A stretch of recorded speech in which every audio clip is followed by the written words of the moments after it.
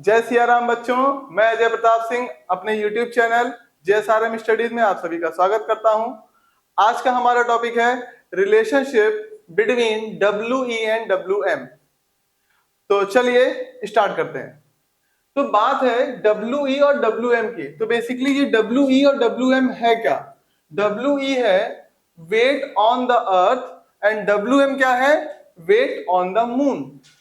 यानी कि कितना वेट हमारा मून पर होगा और कितना वेट हमारा अर्थ पर होगा, दोनों के बीच में क्या रिलेशन है। सपोज करते हैं कि हमारा वेट अगर अर्थ पे 600 किलोग्राम है तो मून पे कितना होगा।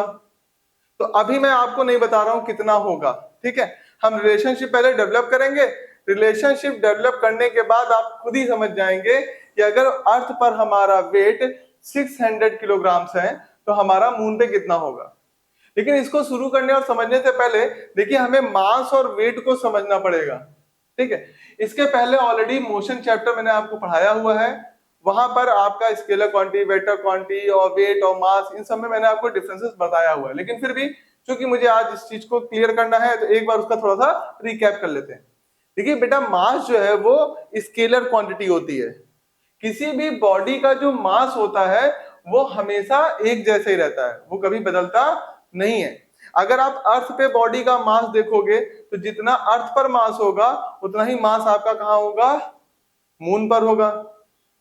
अब तो हम वो लोग हैं जो मून पर भी एकदम बढ़िया से चौड़े से रहने होने जाएंगे, है ना। ठीक है, भारत ने अभी आपने देखा होगा, सुना भी होगा टीवी पर, भारत ने क्या किया है, अपने चंद्रयान 3 के मिशन को सक्सेसफुली किया है। तो उसमें उन्होंने क्या किया, जो आपका विक्रम लैंडर जहां लैंड किया था, ध्यान दीजिएगा ये भी थोड़ा सीखते रहा करिए। जो विक्रम लैंडर जहां लैंड हुआ था उस पॉइंट का नाम क्या है? जहां लैंड हुआ था उस पॉइंट का नाम है, बताइए। नहीं पता? नहीं पता? अरे कोई बात नहीं, मैं हूं ना।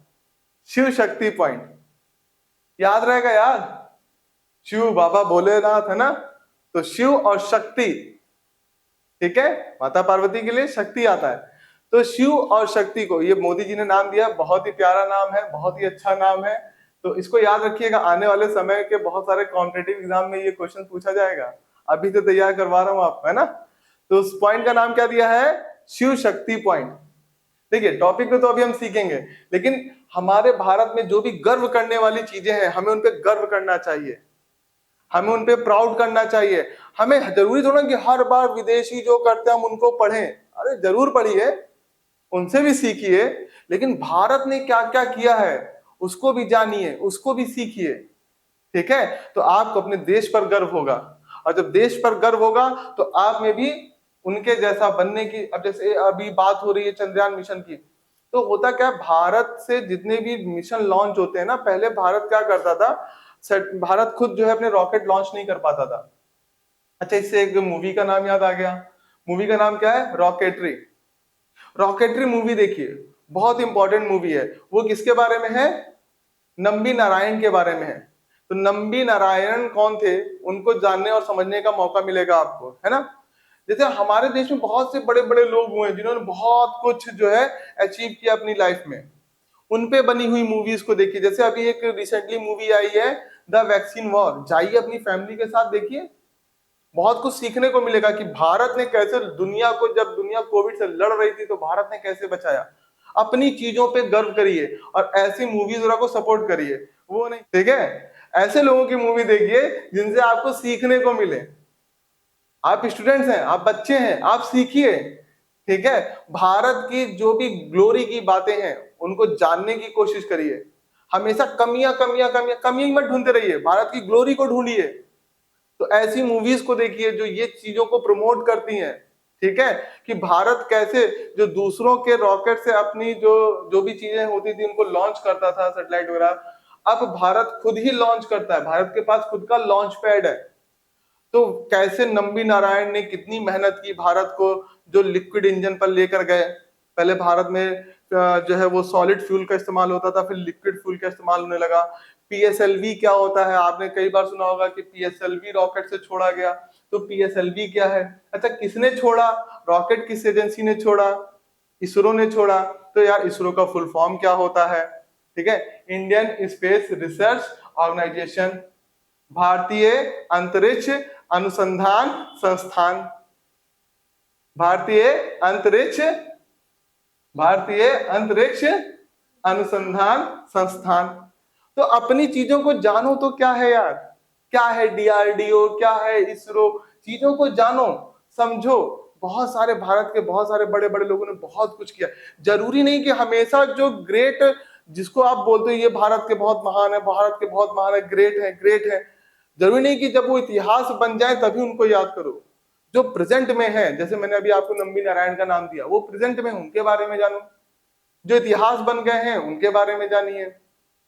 आप अपने अभी के ग्रेट को अभी से ग्रेट मानना स्टार्ट करें और उनको सपोर्ट करें। जैसे मोदी जी बहुत महान हैं, बहुत अच्छे हैं, जरूरी उनको 50 साल बाद आप महान मानो है? 50 साल बाद आप महान मान के क्या करोगे? खाली उनको कहानियों में, किस्सों में, इतिहास में खाली रखोगे। लेकिन आप अभी से अगर उनको महान मानोगे तो उनको सपोर्ट करोगे, उनको सपोर्ट दोगे, तो क्या होगा? भारत और महान बनेगा। तो जरूरी नहीं कि ग्रेट उसी को रखिए जो 50 साल पहले, 20 साल पहले, 30 साल पहले जो हिस्ट्री बन गए उन्हीं को ग्रेट कहिए। जो प्रेजेंट में है वो भी ग्रेट हैं। ठीक है, तो मोदी जी जैसे है ना बहुत ग्रेट, तो उन्होंने उस पॉइंट का नाम क्या रखा? शिव शक्ति पॉइंट। देखिए बहुत सारे क्वेश्चन मैंने आज आपके लिए कर दिए। इसरो का फुल फॉर्म क्या होता है वो भी बता दिया, हिंदी में क्या होता है वो भी बता दिया। ठीक है, नंबी नारायण के बारे में जाइए, देखिए कैसे उन्होंने फ्लूइड जो है लिक्विड फ्लूइड पे कैसे काम किया, उसके बाद और आगे कैसे काम किया। भारत तो बहुत बड़ी शक्ति है, ज्ञान तो हमसे गया है। तो सोचिए हमसे ज्ञान गया है और हम क्या करते हैं? विदेशियों की छापी हुई किताबें पढ़ते हैं। ज्ञान हमसे गया है, हमें तो दुनिया में ज्ञान बांटना चाहिए। तो ज्ञान तो हमसे गया है। बहुत सारे ऐसे हैं, अभी प्रेजेंट में देखिए आप सुधांशु त्रिवेदी, कितने लर्नेड पर्सन है, कितना नॉलेज है उनके पास। सदगुरु, कितना नॉलेज है, कितना ज्ञान है उनके पास। आप उनको देखिए, उनको सुनिए, उनसे सीखने की कोशिश करिए, कितना ज्ञान है। अरे आप अंदाजा भी नहीं लगा सकते कितने महान महान लोग हैं, उनको बेटा फॉलो करिए। राजीव दीक्षित के बारे में पढ़िए, कौन थे, कैसे थे। हम ये दवाएं दवाएं दवाएं लेते जा रहे हैं, एक बार राजीव दीक्षित को पढ़िए, देखिए आप अपने घर की छोटी मोटी बीमारियों में तो ऐसे ही काम चला लेंगे। 80% बीमारी तो आप ऐसे ही ठीक कर लेंगे। ये शुगर, ये थायराइड, ये बीपी, ये कोलेस्ट्रॉल, ये फैटी लीवर, ये सब तो आप ऐसे ही सही कर लेंगे। खाली राजीव दीक्षित को सुनिए और उनके वीडियोस को फॉलो करिए, ऐसे लोगों का प्रचार करिए। ऐसे ये नहीं जरूरी है हमेशा गेम, चलो बीजीआई आ गया, ये आ गया, वो सब गेम खेलते रहो, है ना? खेलो, कोई मनाही नहीं है, थोड़ा खेलो, बहुत कम खेलो, खेल लो, कोई दिक्कत नहीं है। लेकिन इन सब लोगों को भी सुनिए, क्योंकि आप ही इनको जब सुनेंगे तो अपने घर के लोगों को भी ठीक रख पाएंगे और खुद को भी ठीक रख पाएंगे। चरक संहिता आती है किताब, उसको पढ़िए। ठीक है, वाग्भट की किताब पढ़िए। तो खैर चलिए वापस अपने टॉपिक पे लौटते हैं। ठीक है, क्योंकि अब मून की बात हो रही थी और मून के बारे में है, तो फिर भारत का नाम कैसे ना आया और चंद्रयान मिशन 3 का नाम कैसे ना आया, ये कैसे पॉसिबल है, तो इसलिए मैंने आपको बता दिया। हाँ, एक छोटा सा और, कि जो लैंड किया था विक्रम था लैंडर, और जो उससे बाहर निकल के आया था वो क्या था? रोवर था। ठीक है, तो चलिए अब आगे बात करते हैं। अब देखते हैं कि WE, उसका नाम था प्रज्ञान रोवर। चलिए देखते हैं WE और WM में क्या रिलेशनशिप है। Mass, weight of the on the moon and weight on the earth surface, दोनों में क्या रिलेशन है, इसको समझने की कोशिश करते हैं। तो मैंने आपको जैसा बताया, मास क्या होता है बेटा? हमेशा सेम रहता है, जबकि वेट जो होता है वो बदलता रहता है। आखिर क्यों बदलता रहता है? आखिर बदल क्यों रहा है? क्योंकि देखिए वेट का जो फॉर्मूला होता है ना, वेट इक्वल टू होता है मास इनटू ग्रेविटी।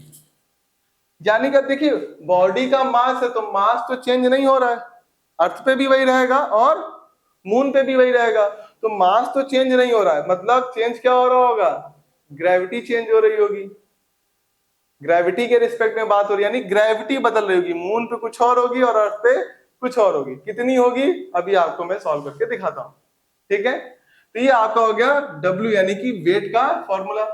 अच्छा, थोड़ा सा दिमाग पे जोर डालिए तो आपको पता चलेगा फोर्स का फॉर्मूला भी यही था, mg। अब फोर्स का एक और फॉर्मूला आपने पढ़ा था क्या बेटा, ग्रेविटेशन के रिस्पेक्ट में, G M small M upon R square, ये भी एक फॉर्मूला आपने पढ़ा था। दो बॉडीज के बीच, याद करिए ग्रेविटेशन चैप्टर जब आपने पढ़ा होगा तो हर एक दो बॉडीज के बीच में यूनिवर्स में जो होती हैं एक दूसरे को एक कांस्टेंट फोर्स के साथ लगातार अट्रैक्ट करती रहती हैं, तो वहां पे जो फोर्स होता है वो G M M upon R square होता है।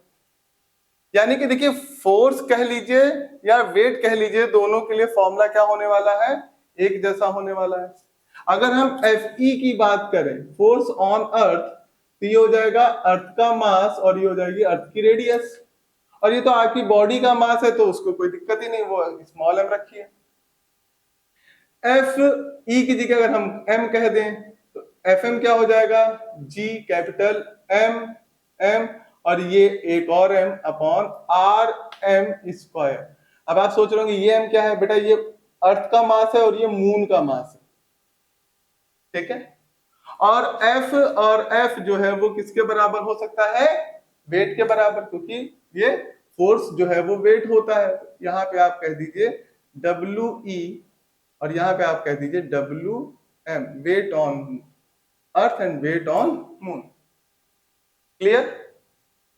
अब इस इक्वेशन, ये इक्वेशन 1 कह लीजिए और इसको इक्वेशन 2 कह लीजिए, तो इक्वेशन 1 डिवाइडेड बाय इक्वेशन 2 तो कैसा हो जाएगा बेटा, W E upon W M is equal to G M E M upon R E square whole upon G M M small M upon R M square. तो G से जी cancel, small M से, यानी कि जो body का मास है, ठीक है, आप ही की बॉडी थी तो चाहे वो अर्थ पे हो चाहे मून पे हो उसके मास में चेंज नहीं आएगा, तो वो एम से एम कैंसिल हो गया। अब बचा आपके पास क्या, W E upon W M, M E, ये आर एम ऊपर चला जाएगा और ये आर ई नीचे आ जाएगा, तो M E R M square upon M M R E square. ठीक है, यहां तक समझ में आया। अब देखिएगा होता क्या है कि जो रेडियस होती है अर्थ की, जो अर्थ की रेडियस है, ठीक है, अर्थ की रेडियस मून की रेडियस की लगभग 4 टाइम्स होती है, मून की रेडियस की 4 टाइम होती है, ठीक है। और अर्थ का जो मास होता है वो लगभग 100 टाइम्स होता है मून के मास के। फिर से समझिएगा, रेडियस जो अर्थ की होती है वो 4 टाइम्स यानी 4 गुना होती है मून की रेडियस के, और अर्थ का जो मास होता है वो मून के मास का 100 टाइम्स यानी कि 100 गुना होता है। तो अपनी इक्वेशन में हम क्या करने वाले हैं, अब देखिएगा, W E upon W M is equal to, M E की जगह हम क्या लिख सकते हैं, 100 एम एम, आर एम की जगह हम क्या लिख सकते हैं, सॉरी हमने एम ई को चेंज किया है ना, तो यहां पर भी हम आर ई को चेंज करेंगे, तो आर एम स्क्वायर ऐसे लिख रहने दीजिए, ये हो गया एम एम, आर ई की जगह हम क्या लिख सकते हैं, 4 R M, 4 R M, R E की जगह पे लिखा का होल स्क्वायर। बच्चे गलती क्या करते हैं, ये ब्रैकेट नहीं लगाते, ब्रैकेट नहीं लगाएंगे तो गलत हो जाएगा, तो एम एम से एम एम कैंसिल हो गया, W E upon W M is equal to 100 R M square upon 4 का स्क्वायर 16 और R M square, R M square से आर एम स्क्वायर कैंसिल हो गया। और जब आप इसको डिवाइड करेंगे तो लगभग यानी कि अप्रोक्सीमेट, तो उसका साइन बेटा ऐसे होता है, अप्रोक्सीमेट ये आएगा कितना, 6 के, इसको डिवाइड करने पर। इसका मतलब क्या हुआ कि जो डब्ल्यू ई है वो बराबर हो जाएगा 6 टाइम्स ऑफ डब्ल्यू एम, यानी कि यहाँ बराबर यानी कि लगभग वही होता है, इस वजह से यहाँ पे इज इक्वल टू, या आप अप्रोक्सीमेट वैल्यू लिख सकते हैं। यानी कि जो वेट आपका अर्थ पर, अब देखिए क्या था, आपका अर्थ पर वेट कितना था, 600 किलोग्राम, यही लिया था एग्जांपल में हमने, is equal to 6 W M, 6 को इधर भेज दीजिए तो क्या हो जाएगा, डब्ल्यू एम 600 डिवाइडेड बाय 6 यानी कि 100, यानी कि जो वेट आपका अर्थ पे 600 किलोग्राम का था जिस बॉडी का, वही बॉडी का वेट, सेम बॉडी का वेट मून पे कितना आ रहा है, 100 किलोग्राम। इसका मतलब क्या हुआ, क्योंकि मास पे डिपेंड नहीं करता, ग्रेविटी पे डिपेंड करता है। यानी कि अर्थ पर जो ग्रेविटी है वो मून की ग्रेविटी का 6 टाइम्स है। जो अर्थ पर ग्रेविटी है वो मून की ग्रेविटी का 6 टाइम है। यानी कि जो जीई है, अर्थ की जो ग्रेविटी है, वो मून की ग्रेविटी का 6 टाइम्स है। तो लगभग लगभग 6 टाइम ज्यादा है अर्थ पर ग्रेविटी। इसी वजह से अर्थ पर जो वेट निकल के आएगा वो 6 टाइम ज्यादा निकल के आएगा। यही रीजन है कि जो है ग्रेविटी इतनी कम होने की वजह से मून पे एटमॉस्फेयर भी नहीं पाया जाता है, और अगर आप जाएंगे तो मून पे आपको होल्डिंग कैपेसिटी जो आपके पास होगी वो भी कम होगी, क्योंकि ग्रेविटी की वजह से ही हम अर्थ की सरफेस पे होल्ड करते हैं। तो मून की सरफेस पे चलना या होल्ड करना इतना आसान नहीं होता, क्योंकि मास बहुत ही कम नजर यहाँ पे आ रहा है। जैसा आपको दिख रहा है 6 टाइम्स का डिफरेंस होता है। होप सो आज आपको ये टॉपिक समझ में आया होगा। तो इसका स्क्रीनशॉट लेना चाहे तो स्क्रीनशॉट ले लीजिए। ठीक है, तो बस आज के लिए इतना ही। धन्यवाद। फिर आपसे मुलाकात होगी किसी नए टॉपिक के साथ। अच्छा लगा हो तो सब्सक्राइब करिएगा और तभी शेयर करिएगा। ठीक है, ओके, धन्यवाद।